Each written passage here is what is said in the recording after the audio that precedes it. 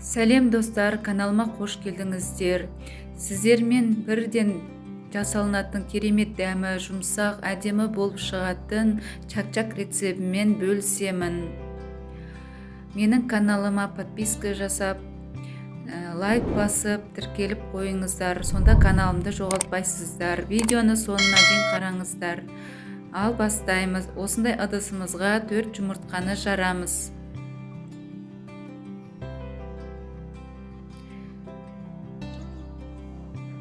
4 жұмыртқаның үстіне жарты шай қасық содасын, жарты шай қасық тұзын саламыз.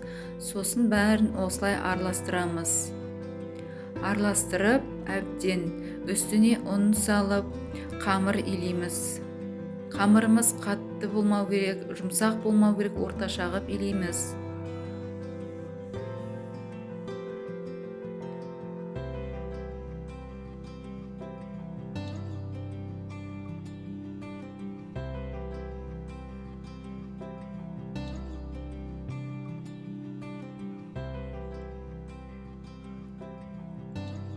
Қамырымыз дайын болды. Осыны 15-20 минутқа қойып қоямыз бетін жауып.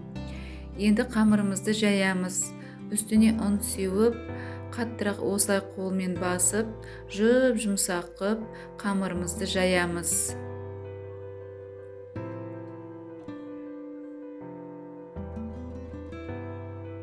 Осындай үлкен қамыр болып шықты. Мен тағы да жұқартамын.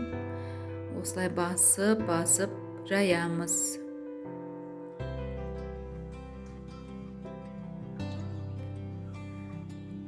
Қамырымыз дайын болды. Енді осылай кесіп, екіге бөлеміз.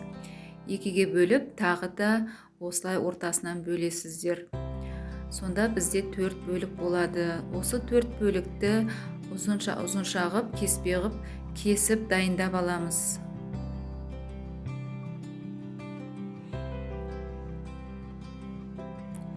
Енді сковородкамызға сұйық майды молынан құйып қыздырамыз.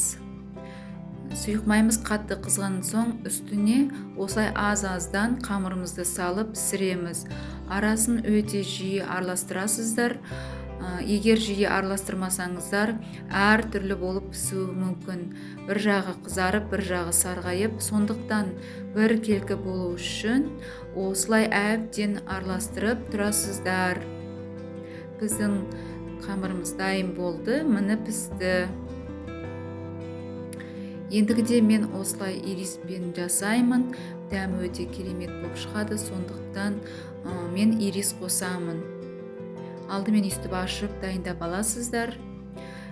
Осындай ыдысымызға иристі саламыз. Иристің үстіне сгущенкамызды құйып, барлық құйып, газға орташа отта осылай жиі араластырып, ирисімізді ертіп аламыз.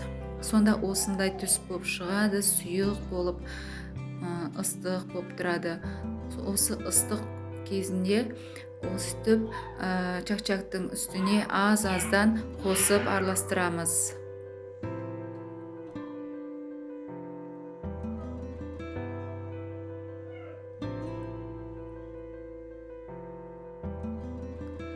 Аз-аздан қосып, өстіп араластырып отырамыз. Сонда арасына сіңіп, өте керемет дәм болады. Және жақсы бірігеді өстіп араластырған кезіңізде. Енді осындай ыдысымызға барлығын салып аламыз.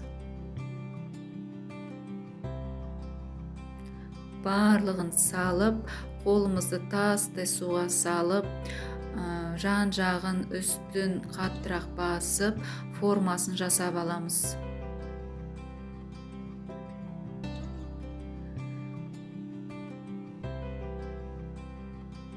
Біздің чак-чагымыз міне дайын болды. Өте керемет дәмі, енді айта алмаймын. Дәмі өте керемет. Ауызға салсаңыз жұмсақ болып шыққан. Менің каналыма тіркеліп, подписка басып, қоңырауды басып қойыңыздар. Баршаңызға ас болсын.